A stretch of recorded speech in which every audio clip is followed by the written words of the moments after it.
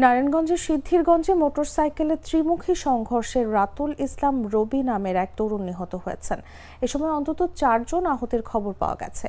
বুধবার রাত 9টায় মিজমিজি ক্যানেল পারস্থ 10 পাইপ এলাকায় এই দুর্ঘটনা ঘটে। নিহত তরুণের বাবার নাম মোহাম্মদ ফারুক।